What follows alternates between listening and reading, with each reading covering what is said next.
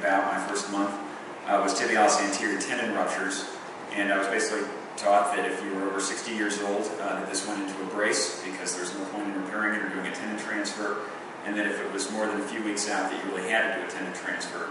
I remember my dad saying, well, you know, I'm over 60. And, he said, I wouldn't want to wear a brace. So I had one patient who came in, she was about 7 months out, and I was going to do a tendon transfer for her. And he said, why don't you just try repairing it? I've had really good results, or really good success with that. One of the things that I added to the study we published was the importance of a gastrocnemius recession. Another thing that my father convinced me that I was doing incorrectly was the idea of a double arthrodesis instead of a triple arthrodesis. And this really was my dad's idea. I came in from Baltimore, and my arguments with this were that the talonavicular joint, you know, was a hard joint to get diffused, and there was no point in not doing everything you could to get that joint diffused. And that I was familiar with the biomechanical studies that said the calcaneal cuboid joint really didn't matter at all after you fused the subtalar and the talonavicular joint. And I also thought you wouldn't be able to get any correction. But I can tell you honestly, at this point, I rarely do a triple arthrodesis. I always schedule it that way, and I tell the patient we may have to do it. But I think you can really get tremendous deformity correction, and it's unusual for that calcaneal cuboid joint to be involved. It's a little bit more forgiving an operation for the patient when they're walking. They have a little bit extra motion on the lateral column of their foot. So this is just one case of that 62-year-old woman, and you know, she's got a tremendous deformity. You can see her talonavicular joints uncovered. She has you know, calcaneal fibular abutment. I think most people would probably do a triple arthrodesis for this.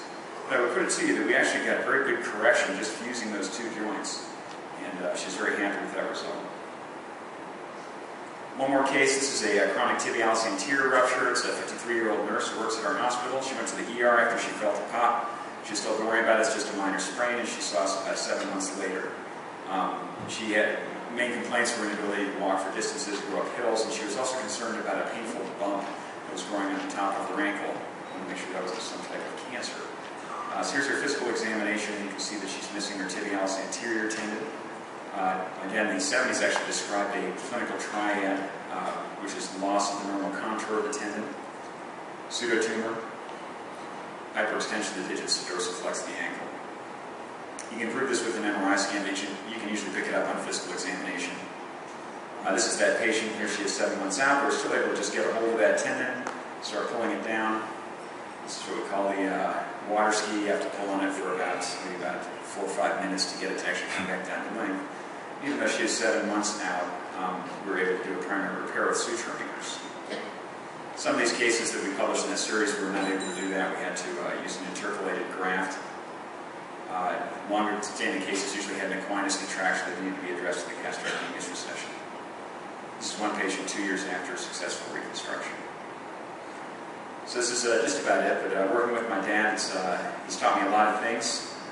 Probably the most important thing he taught me is to work hard at everything you do and always put your best foot forward. For those of you who know my father, I'm sure you're familiar with this face. He'll say a sentence and then go, "Your Honor." The fellows who've worked with him know his approach to exposure, which is bone, bone, bone, and you're home, home, home. And then probably the most important thing he ever taught me was, when you leave the OR, it better look like a foot. And he says that over and over again, and it really is the truth. Thank you.